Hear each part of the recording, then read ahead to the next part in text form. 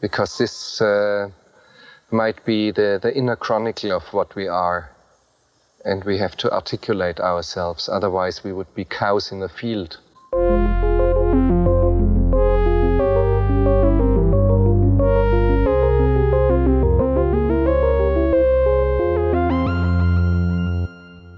Welcome to Cows in the Field. This is a show in which we discuss philosophical themes in popular films. My name is Justin. I'm Laura. And today we better turn on the fans because we're talking about body heat.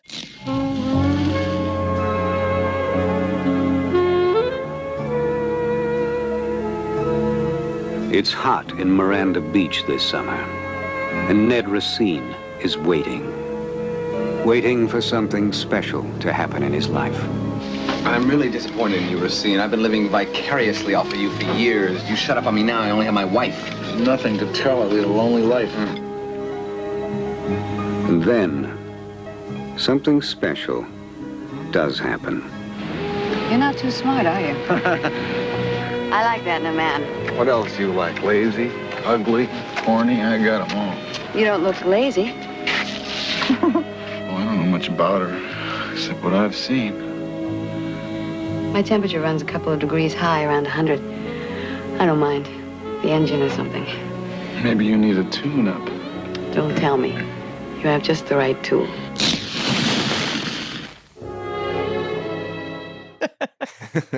And we are welcoming to the show today Alex Kugelman. Alex is the writer and director of the new film Don't Trip, which is streaming now on Tubi. Welcome to Cows in the Field, Alex. Thank you so much for having me. I'm honored and flattered and very, very excited to chat body heat Yes, with you guys. We're going to chat body heat. Then we'll also talk a little bit about your film towards the end. But the first question to you, I think, is just when did you first see Body Heat, and what was your first impression of the film?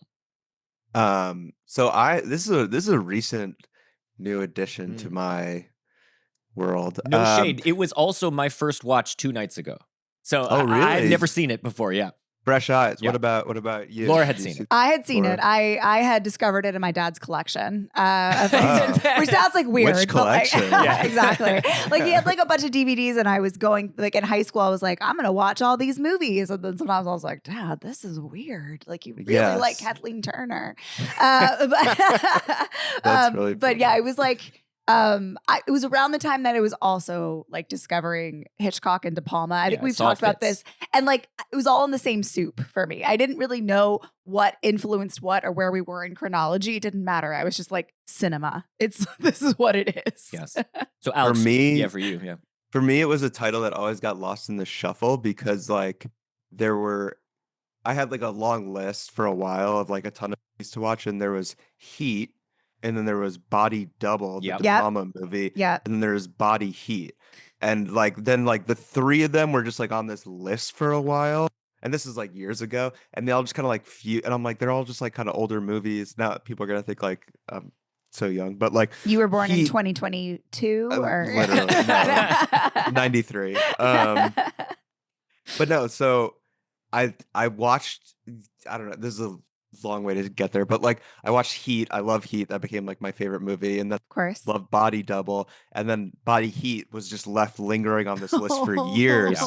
And then it was just been on my watch list for a while, and then I was on Criterion Channel and I saw it, and I saw that Lawrence Kasdan directed it, and I'm like, isn't that the guy who made like the fucking Star Wars movies? So Like, crazy. Yes. Yeah. sorry, can I curse? Yes. No. Yeah, you may sure curse. can. Oh, I also Sick. watched Big Chill like 100 times when I was in high Had you school. watched Big Chill before? So you watched it before this? Yeah. Okay. Had Yeah. you seen Big Chill before this? No, but Okay. I have like seen clips. Like You I know like, you- It was Yeah. like my I know what Big again. Chill This is is. like Yeah. a lot of my film viewing was filtered through my parents and like what they loved, and they liked Big Chill, which is obviously like perfect for that. But like I remember like in college being like, I love the Big Chill. My friends were like, "You do? Like you like the like boomers friends?" And I was like, Right. I was like, That's yeah, so there's a lot of CCR in that soundtrack, and they were like, what? Yeah, but also a great William Hurt role too. Yeah. So anyway, you're watching this on Criterion, or sorry, you see it's Kasdan, you put it on. What do you think? I fell in love with it. Yeah. Well, I watched it. This is a hot take. I watch a lot of movies on my iPad, and sometimes even on my phone. And I really, this is like a crazy thing to say. And as like a filmmaker or whatever, but like I love the experience of watching a movie on my iPad sometimes, Okay. where Okay. it's like, because there's like an intimacy to it. It's Mhm. like the quality can be so good, and like the screen is right in your face, so it's like you're catching details that like you normally wouldn't, and it's like so I watched it probably like 2 or 3 times on an iPad, and then I watched it last night on my TV at home, and we have a very nice TV, like the Samsung frame, whatever Yeah. TV. And like it honestly didn't hit the same Interesting. as Wow. watching it in bed on my iPad while my wife sleeps and I'm like cuddled under like watching it in secret shame. I wonder Right? too Like if something you're is like illicit. I wonder too if it's because you're watching it with good headphones. I see you've got like the Apple. No, I watch it with like what You people watch are it with gonna be like, earbuds? like one AirPod in. Oh Because I sleep like on my side. I and see. watch it, like, Wow. I'm a psychopath. I know this is like people are like, wow, Sacrilegious. he doesn't watch it with Dolby fucking sound. Whatever. I'm like, it's fine. yeah. It's fine. It's Justin's such a okay. weirdo about It's okay. format. Well, format, Are you one of those people? No, Yes, well- he so is. You turn 40 and like you're like blah blah Wow. blah Oh, format. You have the Vista Vision projector. Yeah, in your, basement? exactly. Yeah, Yeah, exactly. No, but I mean, I think here's the thing. Well, I will say this. I think I'm a let a thousand flowers bloom when it comes to format. I like all the different formats. I like 3D. I'm excited that Host, that movie made by one of our guests, Jed Shepard. Yeah. Is like basically best watched on a laptop. Because it's a or it's a VHS, as he or would prefer you to do it. I think Yeah. there's room for different sort of viewing experiences, and Yep. I'm not like everything has to be on the IMAX screen. In fact, actually, there's Yeah. so much shit that should not be on an IMAX screen.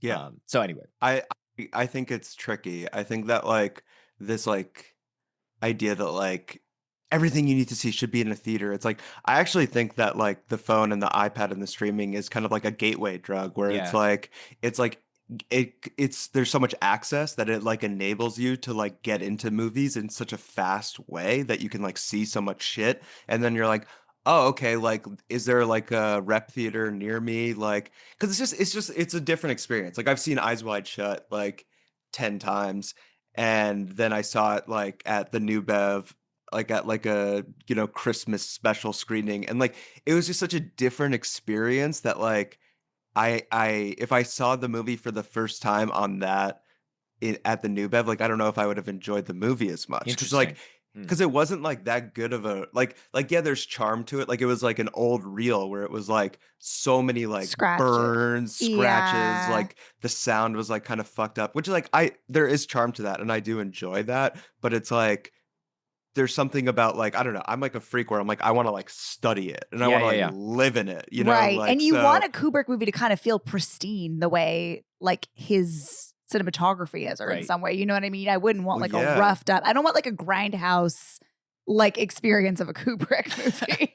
I yeah, guess. no. I mean, to each his. I mean, some people have like a purity, and they're like, "That's the only way I'll watch a movie is on 70 millimeter." And I'm like, maybe. I Well, don't know. or you're not going to see a lot of movies I too. think is the point thing. you made though about as a scholar of film and as a filmmaker who wants to study the film, it is a lot easier to do that in your own home. And this is a thing that we have as an advantage to be able to watch all these things without having to go to a rep screening and and sit there and try to take notes, surreptitiously when not piss off anyone else. You at your home, you can pause it, you can scrub through it, you can you can screenshot stuff, and as far as like studying and learning from film, it's just infinitely easier, and it allows for a more sort of it's a different way of engaging with it. So I can appreciate that. I think I also definitely appreciate the like see it as it was intended as much, if possible. But in many cases, that's just not possible. Of course, yeah. It's contextual. Where it's like, do I think you should watch like one battle after another of like a cam rip on like an iPhone? Yeah, exactly. 4? Like, no, that's bad. Like if it's available and you have an AMC near you, then fuck yeah, like go see it. Yeah. But again, it's like I like the way that I saw so many movies when I was like 17 was like I learned how to BitTorrent and like steal movies and that was the best way to do it. Like, and I don't know. I obviously don't do that now because like you can easily like access them. So much like, stuff is for cheap. available. Yeah. Yeah. On but- places like Tubi, don't trip, streaming now. Yeah. Thank you. Thanks for saying it so I don't have to. I was thinking about you like watching it on an iPad and like the intimacy of it and like underneath the covers and stuff, which is like I also kind of watched it not quite like that, but in kind of like a clandestine Saturday afternoon, like, ooh, what is this? Like, and I'm 16 and I'm like, this is like pretty sexy. Yeah. But I was thinking too about like the intimacy of like of home video, and this home video is coming out like it's starting to become possible right around now. Like this movie feels like a 1981. good. Yeah, it's like I feel like I just looked it up just to be sure about this, but late 70s is when the technology first was like available to consumers for like high end. But it just feels like Body Heat seems like something that would be like a really good one to watch by yourself late at night. And I wonder 100%. I wonder too if that helps fuel. That's like a market technological change that helps fuel the rise of the neo noirs that this film sort of went on to inspire, like Basic Instinct and so on. These movies where people would rent them and pause them and whatever, like that. And it is. What are you getting at? And we have covered Basic Instinct on this show, and it is, the other dimension of it is like watching a movie with a lot of explicit sex in it, alone or with your close friends is a different experience than watching it with a bunch of strangers. There's something sort of mildly uncomfortable about the communal experience when there's a lot of 1,000,000%. sex. So, Yes. yeah. Yes. So how did you? Okay, so you immediately loved the film. So for me, I'll say this, and then I'm curious what your thoughts were. But like for me, watching this film, a lot of things clicked. I was like, oh, now I understand. I don't know if this is true, but now I understand sort of what was inspiring people like Verhoeven, and to a certain extent, I mean, I guess it's contemporaneous, but to a certain extent, with Body Double and what's his name? De Palma. De Palma, I think there is like the level of like sexuality in this film, it seemed to sort of open the floodgates for a lot of filmmakers sort of that came kind of right on the heels of it. And to me, it just like put a lot of that in perspective. I was like, oh, I kind of see where maybe the sort of source of a lot of that is. Yeah. I think it's a film that works on a lot of levels. The writing is so good, where it's like it is a perfect,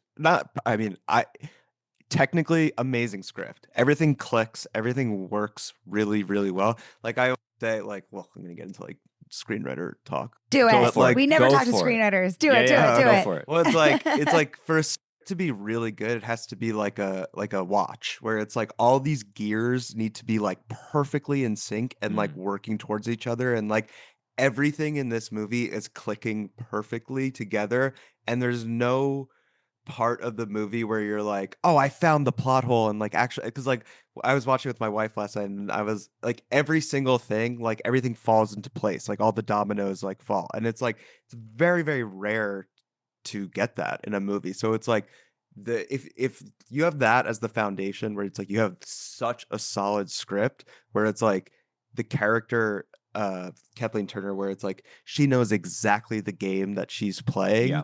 and then the dominoes fall perfectly into place, where it's like if you have that good of a script, it's like, and that's your baseline, it's like you can only go up from there. Where I think like a lot of movies fail is they're like, it's a decent script and they're like, yeah, we're just gonna like have a cool aesthetic and like that'll like kind of cheat our way out of it, where it's like, no, this movie has an airtight script and then an unbelievable aesthetic, unbelievable score, like the direction is amazing, the casting is unbelievable, like the movie works on a lot of different levels, which is why I think people are still talking about it, or we're still talking about it. Yeah, totally. And it makes sense because Kasdan, I feel like is almost like a screenwriter first. I mean, he's the thing he's most known for, I think, maybe Big Chill, but is got to be I writing think it's the Star Wars, Empire Strikes Back and Return of the Jedi. Right. And I think, and both of those scripts, I think are, if just thinking about those movies, are quite incredible scripts and are, and push the Star Wars sort of universe in ways that,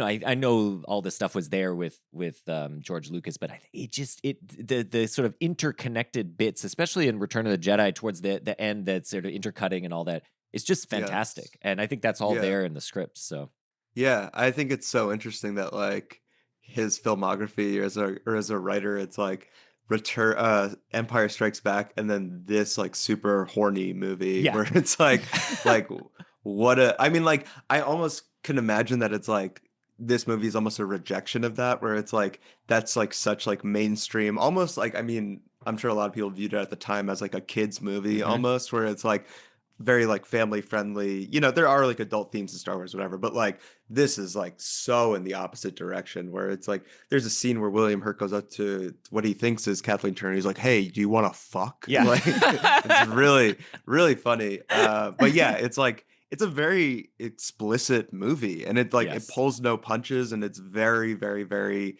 but like not in like an over the top like schlocky way. You know what I mean? No, Like it's totally. like it's like it's true to like a classic noir, but then like makes it like modern sexy, if that makes sense.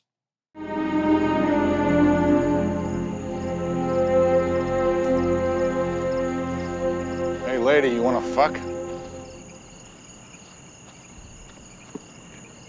Gee, I don't know. Maybe. This sure is a friendly town. I'm sorry. You are. You mean the offer's no good? I feel like a jerk. Well, maybe you were supposed to deliver it next door. You must be looking for the lady of the house. Ned, this is Mary Ann. We were just meeting. Ned made me feel very welcome. I am an idiot.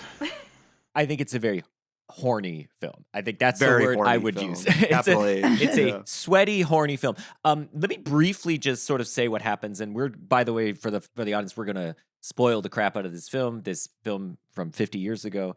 Isn't that crazy? This film's almost 50 years old. Yeah.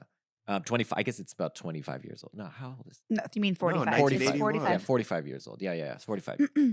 Anyway, so Ned Racine, played by William Hurt, is a lawyer. He's kind of shitty lawyer. I also love that he's not good at his job. Not good. No. Yeah. He's like the judge that we first meet him, and like the judge. First of all, he's defined, I think, by a couple characteristics. One is he's a bad lawyer. Two, he's kind of lazy. Three, he loves having sex. These are like his main characteristics. I guess the other one is he likes to go on runs and then have a post-run smoke. So sick. Signature move. Yeah, very cool. Ned Racine, he's a lawyer, and he encounters a chance encounter with Maddie Walker, played by Kathleen Turner. Immediately they start flirting. She's like, "I'm married." He's like, "Yeah, it's all good with me." And then she sort of departs before anything can happen. They do meet up later, and eventually they sort of get involved in a very torrid love affair, which culminates in her and him conspiring and then eventually killing her husband, Edmund Walker. That actually happens. The carrying out of the killing. I went back and, speaking of being able to scrub through the film, it happens at about the midway point of the film, which is really interesting because in a lot of these noirs, that would happen towards the end and then it would just quickly wrap up. But no, this happens right in the middle. And then the rest of the film is the fallout of that. And again and again, Ned learns that Maddie is several steps ahead of him at various points. She's forged a revision to the will, which is made invalid, but it's pinned on Ned because his signature is on the will, and this ends up giving her everything rather than some of the inheritance going to her Edmund, her husband, dead husband's sister. And then she continues to sort of get the better of him at various points. He starts to suspect that she might be doing so, and in the end, suspects correctly that she has planted a bomb to kill him and fake her own death. He doesn't go where she tells him to go, and but she goes there and fakes her own death, and he is then put in jail and at the end of the film, he is basically spending his days in jail trying to figure out what happened. And he has a hypothesis, which seems reasonable, although the film doesn't really confirm it. And then the last shot we have is Maddie on the beach in Brazil or something. I don't know, some tropical place, and she's having a great time. So She fulfilled her life goals. that's right. And yes, we learned that, yes, we do learn that she had assumed the name Maddie Walker. And in her, what is her name? Like Marianne Sampson or Simpson or something. Mhm. And her life goal was to, what is it? Get rich and Live in a tropical foreign land place or something. Yeah. But the last shot. Oh, sorry. Yeah, go for it. Yeah. But like, it's funny because my wife, when I watched it last night, and she was like, in the last shot, but it's like she doesn't seem happy. Where This is interesting. Yes.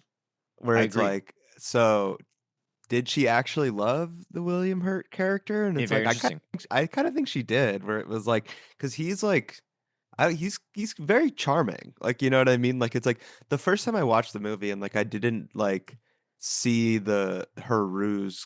You know what I mean? You're like, he's like, they position him as the man. You Yeah. know what I mean? Like, yeah. he's fucking, he's getting tail. He has a red convertible. Yeah. He's smoking cigs, and like, you're like, oh yeah, like this guy's got it figured out. He's cool. And then you're like, oh wait, no, he's actually a huge loser. But like, you see like You see how he sees himself, I think. he's very confident. Yeah. And it's like there's something very attractive about that, where Yes. it's like, I think in her mind she thought he was going to be this sort of sap, Mm-hmm. like, but it's like, he is like this cool sort of like bachelor on the town kind of guy. Yeah. I mean, all I could think about was like, how would this movie be made today? Where it's like, would this movie work today? And it's like, I think that like, I mean, I don't know. I'm curious what you guys think of that. Like how, like, I feel like if like A24 or what, took this script and tried to make it, it could be a fucking disaster. Like you would need someone so hot to play the guy. Cause it's like now it's like you watch it and it's like, it's very like creepy, right? At least to have a guy who's like this, like overtly sexual man. Like, it's like, it comes off as so disgusting. Yeah, so he it's threw like, a chair through her house to get to her, and she and that's like Right, plays right. is like hot, like right. and not terrifying. Yeah. Yeah, I don't Yeah, know. It is. Well, that's what I think the film does so well, is that he is portrayed as, desirable, sexy, and so on. And it makes sense why she's having a great time with him. And But at the also, he's same a dummy time, dum-dum. He's dumb, Yeah. and he's sort of an incompetent lawyer, and he's a step behind her at every stage. And I think what's really interesting about this character too is that, well, I do want to get into this maybe in a second, but not just yet. But I think he projects confidence, but I think there is an insecurity behind him, and I think that is ultimately what proves to be his downfall. And that comes in the conversation when he sits down with Edmund, Maddie's husband. But I think that's what makes the work so well, is that he's sort of cool in a way, but also like a doofus. And I think that's how the film can get away with, because if he's so impossibly cool or sexy, then I think it is sort of creepy. Like, he has to have some vulnerability and have some color to his character. Right. I mean, the plan, like, it's like, now rewatching it, you're like, this guy kind of is such a fucking idiot, because it's like the plan that they come up with to get rid of his body doesn't make any sense. Where it's like, in what world would, like, because like the character she's married to is this like old rich guy who is like, presumably has like close to like $100 million, right? So it's like, you're telling me that like a guy who is like a real estate developer who has $100 million would go to property that one of like 100 properties that he is like a investor in, and like burn it down, like it's like money. that doesn't make any sense. Like in what and it's like only this guy would think like that's the way to get rid of that. Like, even my wife is like, why wouldn't they just dump his body in the fucking ocean or something? You know what I mean? It's like, it doesn't make any sense. And it's like, it's because the guy is like such an idiot, know, like he's like, he's like, oh, I know this guy, Mickey Rourke, who will build us a bomb. Like, it's so fucking funny. Well, he's been like hanging out with small town crooks so much that like he's sort of thinking like Maybe that. that Because is the very it. first thing we see when he's looking at a fire is he's like, probably one of my clients did that. Yes. You know? Yes. Oh, I didn't even catch that. That's Yeah, funny. that's But great. yeah, Oh, so that's like I funny. think like he's just his little world is a little warped, and he doesn't quite he doesn't know how to play with these big guys, and he doesn't know That's how right. to frame Right. a death for somebody who's at a totally different social and economic stratus. Right. than And he they is. also make it clear that he's like a small town lawyer. Like he's in this town. I forget what it's called. Whatever. But it's near Miami, but Yeah. not in Mhm. Miami. So he's like a big fish in a small pond. Right. Yeah. Yes. He's like, I kept thinking like the John Grisham character too, like Time to Kill. That character is a recurring one for John Grisham, but like he's actually really good at his job. Yes. Yeah. Yes. That's right. Yeah. That's right. That's But right. this He's is like like- a shittier Better Call Saul. Yeah. kind of- yeah, Yeah, exactly. but not as clever. Like it's like he's really not clever at all. Like he falls for every trap where it's like Yeah. he just loves ass But so much. I love your. I would fall for every trap with Maddie set for me. I'll just Yeah, have to say. I mean, Say. yeah, she's great. I mean, but this is I think this is interesting. The question that you raised earlier, which is, does Maddie is Hmm. Maddie happy at the end? That is separately from that, but relatedly, does Maddie actually fall in love with him?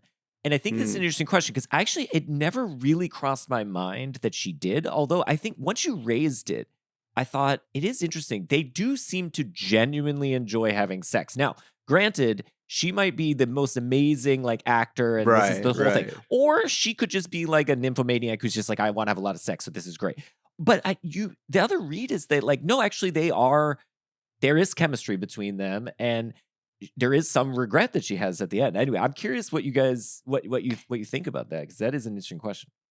My read of that too is that it is the end of the game. Like she loves the game. She loves the plotting. She Oh, loves the interesting. power.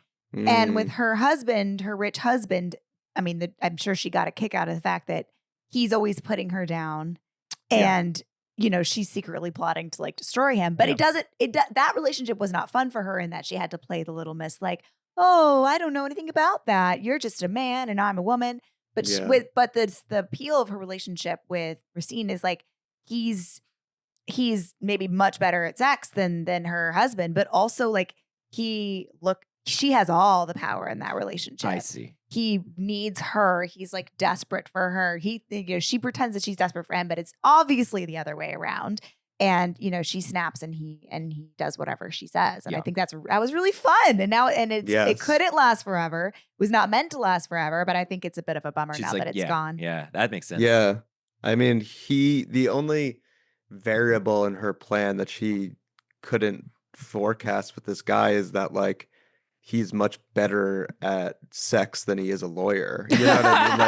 Like that's like his He's one William Hurt. strong suit is that like, yeah, he like bangs. So like he like she didn't see that coming. Mhm. And disgusting turn of phrase. But and she also didn't bank on him having like some smarter friends who really care about him. Like they really tried. Right. I feel like The if they Ted Danson hadn't of it all. kept, if Oscar and Lowenstein played by Ted Danson hadn't kept sort of like touching base with him and be like, this really doesn't feel right. Something's wrong here. As much as he denies it, I think he wouldn't have like he would have just walked right into that boathouse. Yeah. Yeah. maybe. 100%. He's a fucking idiot. Like, He would have been like, glasses on the top shelf. Here we go.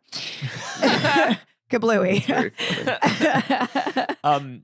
So let's talk a bit about Kathleen Turner and the femme fatale role, because I think so. The minor amount of internet research we did for this, mostly we just think about the movie, but the minor amount of internet research revealed that she was cast because of her sort of, she kind of has similar characteristics, especially her voice and her hair. I think you were pointing out to Lauren Bacall. And, she is really, Kathleen Turner is fascinating because she has that kind of old Hollywood vibe to her. She feels like, I don't know how old she was when this movie was made, but like she feels older. She feels like a woman. She feels like a woman, Yes. yeah. but she is not young. an ingenue. I Yeah. mean, and I think that is the thing that like women like Lauren Bacall and like Lauren Bacall, I think her first in To Have and Have Not, I think she was like 23 or some crazy thing. They're just like unbelievable. She looks like she's like 30, but like she just is. She was actually so much younger. And anyway, I think Kathleen Turner again projects that kind of like maturity and that kind of self-assuredness.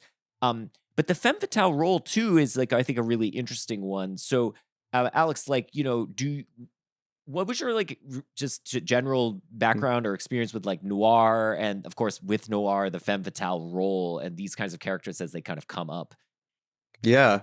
Yeah, I mean, it's a classic trope and you see it a lot.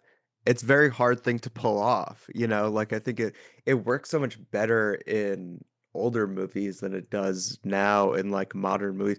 I don't know why. That's The only interesting. the movie that I think of like today that like is trying to do this would be that Blake Lively, Anna Yes. Kendrick movie, Yeah, A a Simple simple favor. Favor. Yeah. Which, I like Paul Feig, he's great. But that movie is just not this. And it's like, I don't know if it's trying to do this, but it's just, yeah, she projects such like a authenticity with her character. Like, it's like, because it's a very tricky thing where it's like you have to be sort of over the top, like it kind of is over the top, her character, but also it's like you buy it, you know what I mean? Where it's like that's a very like fine line to walk, and it's something that like you really just have to cast, you know what I mean? Like Yes, where totally. if this movie was cast with two other people, it just wouldn't work. You'd be like, yeah, I don't buy that someone's like, oh, you're wearing that body on you. Like it's like it's so over the top that it's like only like that guy with like that like stature and a mustache and like her with it just it's so like it just goes to show you like how essential casting is, and Yes. she just has that essence to her. And like Yes. I think of Chinatown, and is that Faye Dunaway in Faye that one? Dunaway, yeah.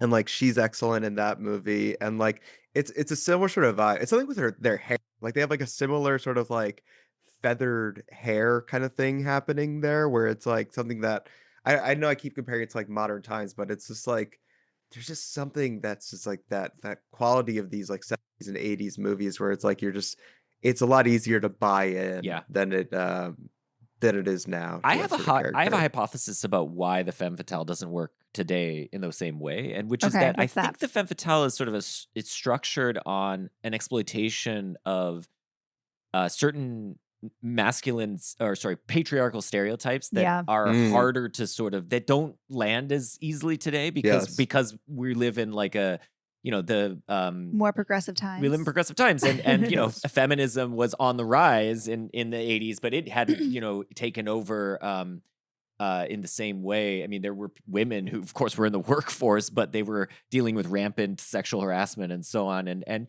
not that that's not the case today, but is definitely the sort of thing where we have way more models of women, what are disparagingly called girl bosses, and we don't have it feels out of time or out of touch to have a depiction of a woman that is so that is playing so into the kind of submissive whatever these female stereotype gender roles that were much more prevalent in the 80s.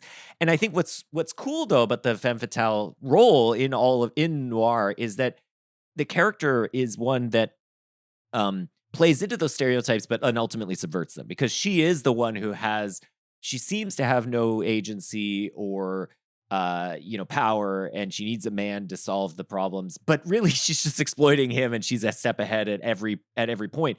And I think what that does is it like there's that tension that it reveals in the sort of very notion of masculinity that was prevalent then, or patriarchy that was prevalent, which is that, well, the men run the show, but actually they're idiots who are being exploited or they can be exploited because they're so blinded by thinking they run the show by all of the, by anyone basically who's savvy enough to sort of see through them. Yeah, I think probably audiences coming in 1940 or perhaps underestimating women a little bit, Yeah. maybe, or I think there is kind of a chauvinism that is baked into the early noirs of like women are wicked. Like those women are not considered like, I don't think you're rooting for Okay, a lot well, of the women. yeah, this is another difference. And this one is yeah. like, are you rooting for Maddie? Because I'm kind of rooting for Maddie on this. Yeah. Am I the only? I'm known to love when women act a little wicked. So Yeah. maybe that's just me, but Right. it's fun And it's as like hell to It's watch her fun do to her root thing. for her in this movie. you root for her, but also it's like if you like kind of zoom out and it's like she's like damaged goods is how they For like sure. wrote her, you Yeah. know. And Mhm. same with like Chinatown, where it's like these are two women where I mean, if you believe her and what she said, where it's like awful things have happened to her, Yeah. like she's addicted to drugs, and then she did unspeakable things to sort of like clear her name or whatever. So like, and then same thing in Chinatown, where it's like she's having this like awful like terrible relationship with her grandfather and this whole fucked up thing. So it's like the men, it's like, oh yeah, he's just kind of like bad at his job. And the women, it's like the worst, like most unspeakable things have happened to them to push them in order, you know what I mean? So it's like they don't have the exact, like it's like the malice is born out of like this awful tragedy and not just like, oh, I'm like a badass, you know what I mean? Like it's like, I don't know. And also I think that to a different point, it's like I think today it's like audiences kind of see it coming a mile away. So it's like you either like have to subvert it or flip the genders, and I don't know. It's a very difficult thing to pull off today, I think. I think it's an interesting question too, or an interesting observation to the shifting perspective on the femme fatale in a movie like Body Heat versus the movie that it is sort of most clearly either a remake of or referencing, which is Double Indemnity. And in Double Indemnity, it's interesting that the femme fatale character, which is Phyllis Dietrichson, ends up, when she's kind of found out, she ends up being shot by the guy Walter Neff, and so both her and him are sort of condemned. She dies, and he is then like condemned to death.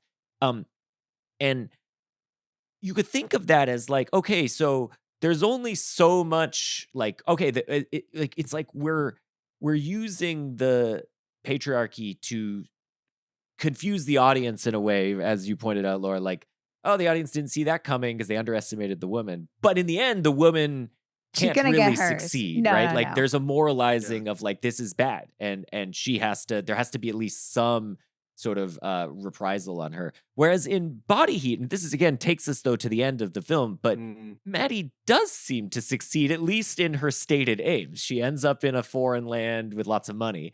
Whether she's happy I think that's an interesting question. This is at least less explicitly a moralization of her behavior, because it's just like, well, look, she exploited these people who were who didn't see this coming, and that's that. And it's not like she has to, the man has to sort of get one over on her to sort of balance the scales. If anything, his outcome is in some ways even worse than just being put to death, in that like he at the end of the movie kind of knows what happened, and no one will ever believe him. Like he's in this situation of he's Oscar is like, we found her teeth. Like, sorry, right. So I just think it's interesting that shift in the perspective, and I do want, but this again brings us to the end. Like, if she is not happy at the end, then what does that say about about this whole superstructure in which they're embedded? Like, no one ends up happy then on that. And so, and I should also just mention, I mean, I don't feel like I think the film is somewhat sympathetic towards her, but she does do a lot of bad stuff. I mean, she's deceiving a ton of people. She participates in murder. She's couple murders. Yeah, multiple murders. She, and so she's not like a good person by any means, but it doesn't feel like the film is punishing her in the way that Double Indemnity feels like it has to punish the Dietrichson character, because it's like, because anyway, but what do you think about that? I'm curious. I think that it kind of reminds me of, I don't know why, but it reminds me of like the ending of The Player, where, I mean, you guys seen The Player? Yes. Yeah, it's been a while. But yes. And like the ending of that movie is very like wink wink, you know what I mean? Where it's like he's smiling and he's happy with his wife, and it's like a real like wink to the crowd. And it's like, it almost feels they did that in this movie, where she was like smiling and happy at the end, it would almost be like inauthentic to the movie. You know what Interesting. I mean? Where it was Mm. like it's the whole movie has been about like gamesmanship and like like so maybe they did film a take where she was happy and you know what I mean? Like where it's like and then they tried that and it's like it just didn't play. Like there I think it just is more true to the genre that like it has to end in like a tragedy for all involved. Like it's like if you Mhm. think about the end of Chinatown, it's like such a dark ending, Yeah. like and it's like I think it kind of has to end on this sort of like tragic note in a way where he's in jail and she's alone with everything but like on an island, I mean, like one way to read the ending actually is that because the exchange that she has with the guy is like it's this same exchange that William Hurt tells her, I don't want to hear about this, which is basically like yeah, it's the heat. hot. And you Yeah. might wonder that maybe she's just at it again. Like Yeah. it's another dude and she's seducing him and that's it. Yeah, I mean, I think it's like heat, like the action is the juice. Like Yeah, she's yeah. like she's only happy when she's playing someone. And it's like she's been doing that for literally for years where it's like, she had one guy, then she moved on to this one, then she moved on to that one and it's like it's just like she has it or it's like at one point she had everything she wanted where she got married to this guy and had everything with him, but like she didn't marriage she want, and it's just like she's just sort of a tragic, unhappy person, That which could be. Yeah, I think that's a really interesting a way to read it too that has that like it speaks to one of the recurring themes of the film or sort Mm, of subtext of the film, which is like the sort of commentary on sort of do whatever it takes to succeed in a capitalist economy kind of yes. thing. And What's necessary? what's Yeah, necessary. Yeah. And this comes out at least in two places because it is kind of interesting. It comes out most explicitly with the conversation between Ned and Edmund, which I want to talk about. But I was going to mention one other point where it comes up, which is when Ned goes to his office, one of his clients is there on the couch, and he sort of is trying to support her. I guess she's been injured, and he's like, "Yeah, we're gonna sue those bastards dry." And then he says, right. I'm sorry, I shouldn't use that language." And she says, "Don't apologize. You have to have that attitude these days, like this kind of Mm, cutthroat attitude. This is the economy we live in. You have to, Yeah, you being can't nice is show, gonna get you nowhere. don't show it. Yeah, exactly. It's like a yeah, constant like striving. yeah. I don't know. That is interesting. There is this like sort of like capitalist undertone to the movie where it's like about everyone's trying to sort of get ahead, and it's like there is like a very like defined, you know, gap in class between them. Like it's like Yes. his apartment is supposed to be this like shitty rundown place. His office is like sort of this like rundown. He's not a detective. Like almost looks like one of those like old Yeah. detective sort of Yeah, places where yeah, it's like, and then her place is so like the scale of it is so much grander and nicer. So it's like they are trying to, poke at this sort of like class divide. Um, but yeah, I don't know. I don't know if like if that's what he's trying to say. I don't know. Who knows? Like, But well, here's where I think it's kind of interesting. So the idea that then what Edmund says, so there's this exchange when Ned runs into Edmund and Maddie at some restaurant, and I guess mm, it's a relatively fancy restaurant. That comes up in their conversation, and Edmund says, "Hey, come join us for dinner." So then they have this exchange, and a number that I love.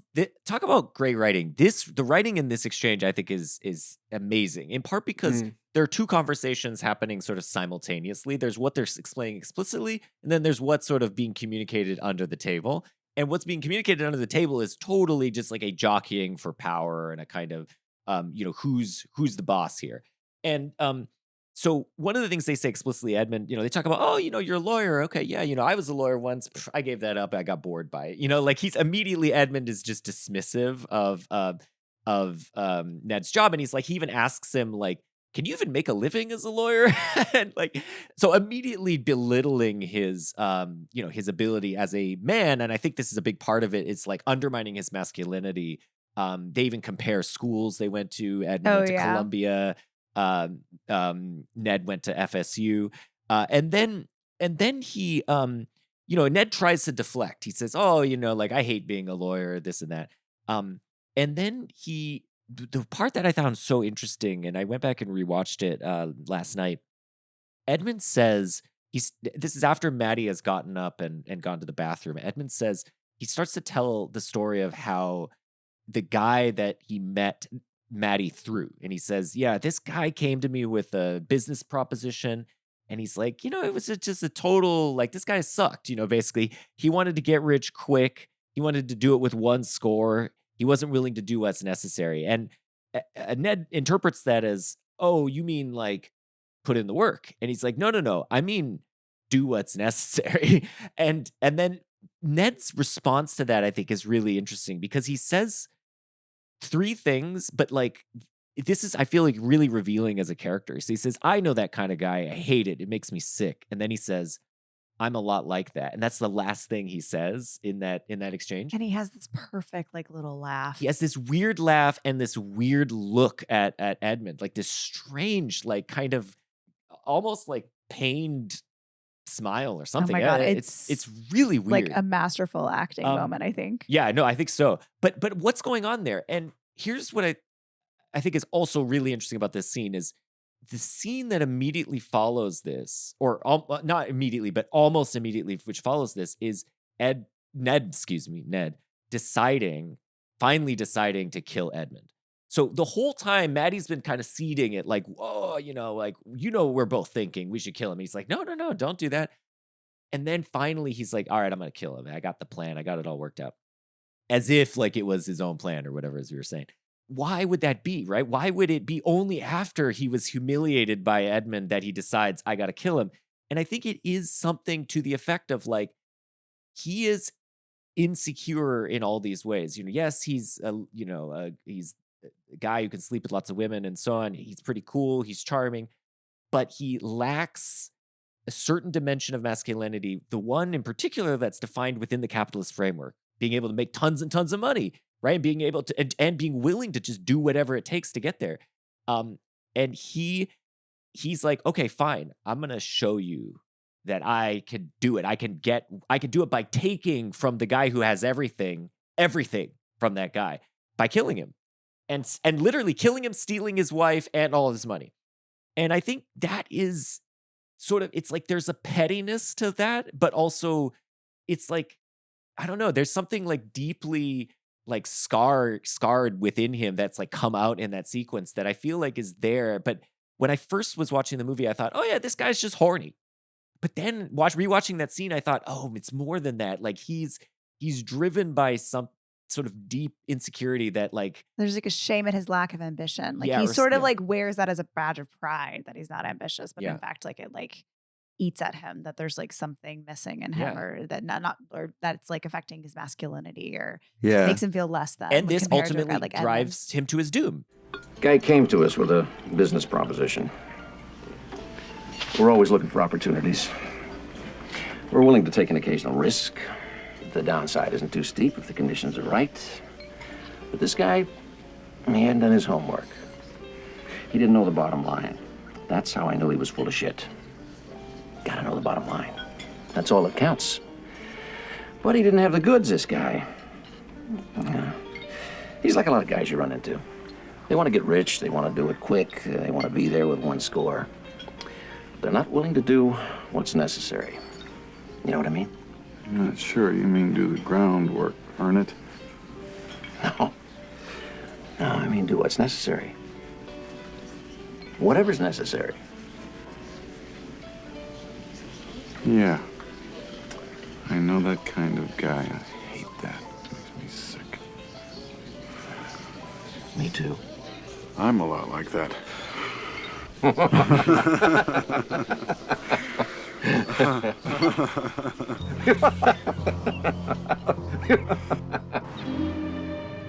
Even the setting, it's like there's a lot of like reference to Miami. You know what I mean? Like, Yeah. like the movie's not set in Miami, and it's like there's multiple times they're like, I got to go to Miami. Like that's like the big city Yeah. where it's like this is almost like, oh, you couldn't hack it in Miami, so you're like out here. You Yeah. know what I mean? Where it's like, that's like his alibi is in Miami, like all these like that, like that's like where the action is. And like, and Right. now it's funny now that you're saying it is like almost like a very like three-dimensional chess move, because like when they see her, when they're at the restaurant and then they see him, right?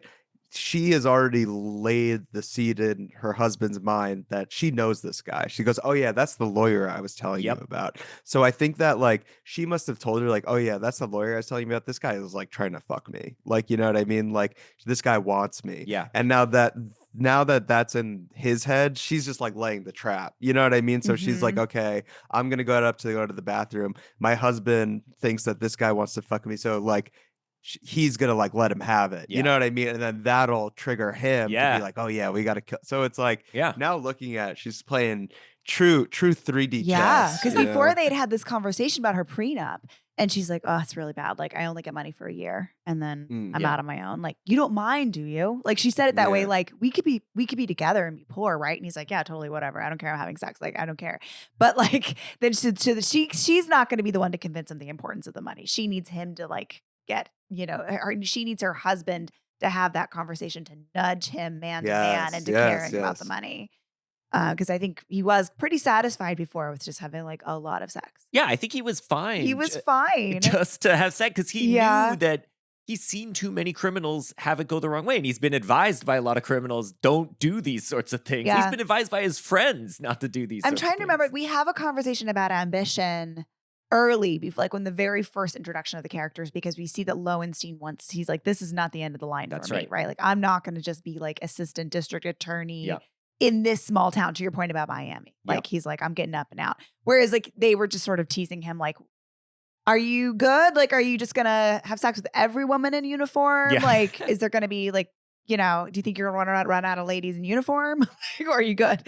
Wow. But It's an even better script than I thought. 'Cause like now like those are like serious layers to it, where it's like you're really, and that's why the movie is so good, because it's so character driven. You know Yeah. what I mean? Where it's like it doesn't feel like it's like, oh, it's like this plot. You know what I mean? Where oh no, like if you have such like deeply wounded characters that it's like that when they're triggered, that's the plot. You know what I mean? Like their actions are driving the plot, and Yeah. it's very clear. You know what I mean? Like it's not this like writer's hand coming in and like forcing the plot. It's all very character driven, and that's why the movie's so good. Absolutely. Yeah. No, you have a motivation for all these things. And what I think is interesting is that there's like a surface motivation, there's a deeper motivation, and then there's everything Maddie's doing to machinate all of that. And it's like, and to your point about the clockwork, I think that's that's all there. And you could watch the movie 3 times and see the different ways in which she's sort of setting the dominoes. And it is different layers that are being revealed. What I think is kind of interesting too, when you think about it through the lens of capitalism, is like this movie comes out in 1981. Hmm. And the 80s were a decade defined, at least in America and in the UK, by kind of rampant laissez-faire capitalism. This is like the Reagan era. And, this movie, in a way, you could read it as a kind of warning for that. Because both Maddie and Ned, their downfall in a way is the striving that pushes them to, for money. The striving for money effectively is what pushes them, or for power. But power in this sense is equated with money in the capitalist framework. And so, and that is their downfall. Like if they, as I think we were pointing out, if they just wanted to like have sex and, behind her husband's back, they could probably pull that off and like might have been okay. And, but not a good thing by any means, but it's only when they resolve to kill him that this really leads to a bad result. And I think that is, I mean, and I think neither of them in some sense would have had the need to do that if the structure of capital hadn't been sort of in place. And so, that's one way of thinking about the film. I think the other thing that I found so interesting is just how that's intertwined with masculinity, and how like that is Ned's sort of self-conception as a man, and what a like a good man ought to do Right. is sort of bound up with all of that. And I think And you're right though. To your point at the beginning, like he presents as like a cool dude, and he is really cool. Like at first, like he's very friendly and casual with a lot of different people, and he's obviously like charming when he first meets her. Like they have a flirtation. That's like he's got like the juice to some extent, but as we kind of learn as we unpack the layers, he's broken, just as Maddie is broken. It makes me wonder about Kasdan himself and about like, because a lot of the movie is about like identity and place and class. And it's like he's coming off of, he just wrote, if not the biggest movie of 1980, of Empire Strikes Back. And it's like, but he is now viewed as maybe the guy who writes Star Wars movies. You know what I mean? So it's like, is he going to settle and be that? Because it's like, I'm sure he clearly has this ambition to do this other thing. Yeah. You know what I mean? Which is like, you would never even put those, a Star Wars movie and then this in the same they're so polar crazy opposites. 1 year apart. Yeah, exactly. So it's like maybe there is some subconscious thing where he's like, like he doesn't want to be put in a box, and he's like has to do what's necessary in making this movie to break out. to sort of like redefine himself as an artist and sort of like show people that he's not just like making like a PG kids movie. Yeah. So Yeah. maybe, I don't know, maybe I'm reading too into it. I like that. He has to basically like make a bomb of a movie.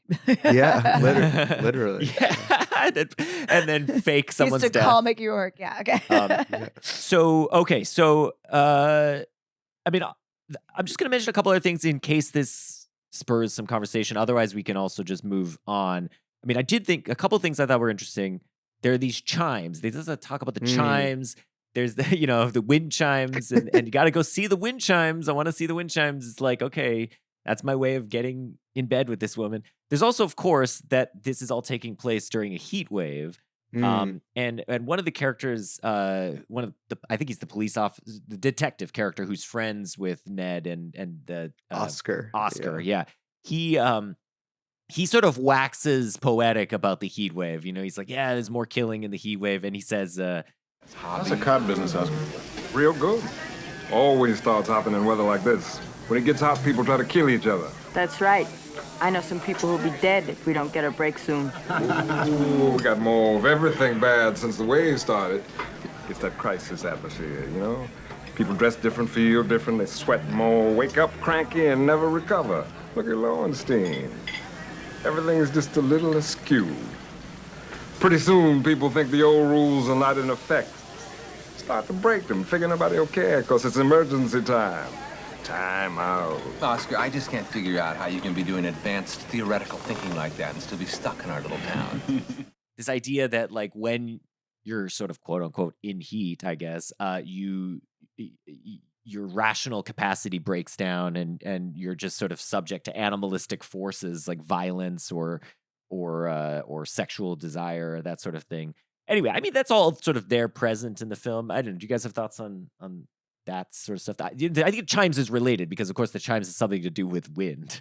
I don't know what is with the chimes. I like the chimes, but I don't know what they mean. But I just sort of felt like it was like maybe that's one thing about Maddie / Marianne that's like idiosyncratically hers. Oh, I see. That it's like her chimes. Yeah, I think his house, but it's her. She chimes. likes chimes. Yeah. Like she as Marianne, she as Maddie. Like that's just like something about her that she's maybe. I mean, I don't know. If we see her house in Tahiti, I bet you there's some chimes in that house. It's a very like filmmaker-y idea to be like, there should be chimes. There's got to be chimes. Well, it's like, because it's visually could play really well, and like, and then also with the audio. So it's like, it's something where I could see that being like, or he saw it in some old movie and he's like, we got to put in the chimes somewhere, like or maybe not. I don't know. Maybe that's a hunch. I mean, maybe this would have been too much, but you could imagine that final shot. You hear some chimes in the background. I don't know what it would mean. It would be so dumb, but like callback. But you could do that. I like it. Yeah. I like it. We should get some chimes, Justin. I like chimes. Yeah. I also just like that she runs a couple degrees hot. Oh, right. That's right. Because he's like, are you ill? She's like, no. I'm always just like radiating to the top. Yeah, like body all body the time. heat. Yeah. Like that's just a fact about Maddie. It's like, Yeah. like there's like an evil inside of her that's just like, Yes. that, turned up to 11 or something. I love it. Yeah. I haven't. I think like there's not many movies that like really like portray heat that well. Like, you know what I mean? Like you could really feel it. Like when they're outside and it's like that like night heat and it's like sticky. You know what I mean? Steamy. Yeah. Can I tell you a Yeah, fun fact? Please. It was cold when they filmed it. Well, No. I had heard. Did you hear that's apocryphal? I had heard mixed things about that. Okay. Anyway, I had don't know. read that it was cold and that they were like dousing them in water that was like That's fake so sweat. funny. Oh my God. But who knows? That would be miserable. It would have been miserable, but I think whether or not they had to manufacture it and act it, or whether or not there was some real heat on the set, like it does feel really sticky. Yeah. And It like, works for me. yeah, more naturalistic. Like, what was? I keep going back to that to Time to Kill. But do you remember A Time to Kill, Felt Dustin? very sticky. But it also felt like they had so many like beads of sweat that it felt didn't like feel real. no, it felt like knew that the set guy was like Yeah. misting Ashley Judd Yeah, before yeah, every yeah. scene. Yeah, it's just a good like point. rubbing bronzer on her and then misting her. Yeah, the in this there's Ned will get up and then just pit stains. Yeah, all I over think it's him. because it's And like unsexy. It's like his back, and it's like you Yeah. can like smell this heat too, Ugh. in not a good way. yeah. Yeah. Yeah. It's like it's That's sexy really on funny. Maddie, but it's like not sexy on anybody else. No. Disgusting. Alex, so okay, you made a film that's not a noir, but it is a very fun film about It's a nepo thriller. about a nepo baby. Tell us a bit about Don't Trip and how it came to be. Sure. So I made a movie. It's called Don't Trip. It's a little horror comedy about a screenwriter who gets into a very toxic relationship with a very weird, insane nepo baby. And I crowdfunded the movie. To go back a little bit, I've been in LA for 10 years, and I was an assistant for a while, sort of like the dude in the movie a little bit, but not really like that. And I was trying to write scripts and just get them sold because I read, on Deadline in 2014 that some assistant wrote a script and he passed it on to his boss, and then there was a bidding war, and I'm like, great, that's what's going to happen to me. That's exactly like what my life is going to be. Mhm. So like I literally tried to do that for 8 years. I worked for like so many great people and I learned a lot about the industry, but none of them got my script sold, and I was like, this is bullshit. This is not working out. And the only way that I'm ever going to make a movie is if I just raise the money and Just do make it. a movie. Yeah. Like I saw a lot of people, like Emma Seligman, she made this movie Shiva Baby, and Cooper Rafe, I believe is his name. He made that movie Shithouse. And like, I saw some people were breaking through with these little $200,000 or even less movies, and I'm like, I have to do it this way. So I kind of stopped writing like big. Like I used to write like big, like this is like a $40 million rom-com, like big movie, and I'm like, I need something that could be really small, that I could actually shoot, and then I need to raise $200,000 to do it. The movie I wrote is definitely not a $200,000 movie, as I learned along the way. It was definitely something where if I wanted to really do it the way that I wanted to do it, I probably needed like $5 billion. So, one of many, many, many lessons learned in this process. But yeah, so I wrote a script that was more contained than what I'm used to, and then I did a Kickstarter where I raised like 120 grand, which was very difficult to do and took a lot of work. And then I raised the rest of the equity by just selling off parts of the film. And and then we got the money, and then there were 2 strikes, a SAG and a WGA strike the week that we shot the movie. So that was a lot of fun, and that was one of the many, many, many obstacles in our face of making this movie. And Wow. very, very, very difficult, but I'm honored to get to do it. I would do it again in a heartbeat. I don't know if I'd do it again this way. If I had to, and this is the only way that I could get a movie made again, I would do it. But like, it was an incredible experience and has completely changed my life 180. I mean, like for the better. If I can just say something in praise of the movie briefly, I mean, the movie was way funnier than I expected. I mean, Thank you. and I think that I don't mean that in a backhanded way. Like, I mean, I when I watched it, I was thinking, oh yeah, it's going to be like a thriller and that sort of thing. So I was sort of going in expecting it to be kind of dark, and I think also that was maybe based on the trailer. I think, and the opening and the also opening has sequence gets you primed for something else. Yes, Yes. and then Will Sennett shows up as Trip. good. So he shows funny. So how did you meet that guy? He's hilarious. He's a fucking beast. He's like he is so the opposite of that character. Okay. He's like from Ohio. He's literally the nicest, sweetest person you could ever meet in the world. I've been in LA for 10 years, and a lot of my friends worked at ICM, which was one of like the big 4 talent agencies. They got swallowed up by CAA, and he worked in the mailroom there. Oh wow! And a lot of people I know worked in the mailroom there, and he was just part of this like friend group that I was sort of like in, and we had like mutual friends, and we kind of like sort of knew each other through the years, and then I saw that he was just like making these videos, and I'm like, this guy's the fucking funniest. I'm like, he's like, to me, he's like a Jim Carrey level talent. And like Jim Carrey is like my idol growing up. I've seen all of his movies a million times. The Cable Guy was like a massive inspiration for this movie where like, of course. Yes. Yeah. There's a lot of Cable Guy in this one where it's like, it's kind of like we just like ISO on Will and just like let him go kind of thing. You know what I mean? Because like he's someone where I'm like, I think he's that fucking good where I'm like, I could point a camera at him and like, obviously like there was a lot of direction and like, we worked for months on this, crafting the script and rehearsing and getting the character right and like doing it in this very, very, very specific way. But yeah, like, I mean, it was a risk. That was the first time he'd ever stepped foot on a set. He's never acted before. Wow. Like, he was amazing. Yeah, he's amazing. He's quite magnetic. He feels very natural in front of the camera. Yeah. And all his character deals are so fun. Like the overalls, the whatever, like what are those things like when he drink the coffees that are the speed demons. Demons. Crushing the speed demons. Like that. He's such a fun character and the actor is incredible. He is unbelievable, and like everyone was unbelievable, and like especially with the constraints we had. I mean, we shot the movie in 11 days in one location, and just some days we're filming 9-10 pages at a time, and it's just very, very difficult to do. And so that being said, it's like it's a very dialogue heavy movie. Like you said, there's a lot of comedy, and when you're doing low budget, it's like it's pretty easy to film someone talking, so you got to have a lot of talk.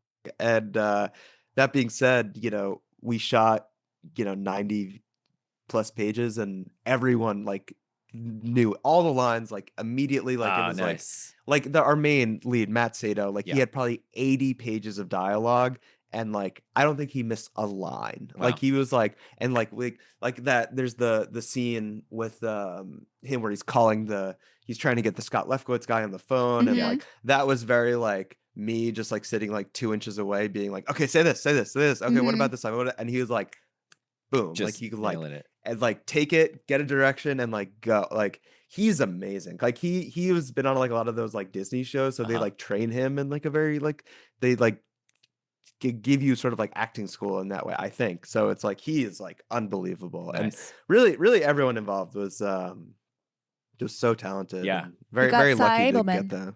I know we got Cy Abelman. Fred Melamed. we got Fred Legend. He came in and did his thing, and we were honored to have him, and I couldn't even believe that he wanted to do it. And that's awesome. Yeah, we got very, very, very, very lucky that it all worked out. So people should check it out. It's streaming now on Tubi, and please, it's free. It's free on Tubi. You can also rent it, right, on like Amazon. Not yet. Oh, we have like an exclusive window with Tubi. Got it. So down the line, you'll definitely be able to rent it. Okay. But for now, check it out on Tubi. Please watch it. It's free. Tell your friends. It's fun. It's like 93 minutes. Yeah, and, short. Alex Kugelman, thank you so much for joining us. This was thank a real you pleasure. guys. This is amazing. Yeah. I had so much fun. And for us, we are at CowsPod on all social media sites, including Blue Sky, Twitter, and Instagram. You can find us on the web at cowspod.com. In 2 weeks, we're going to do our replay episode for the year, and that will be a very fun replay of Tenet. So join us then, and then we'll do some 2025 movies after that.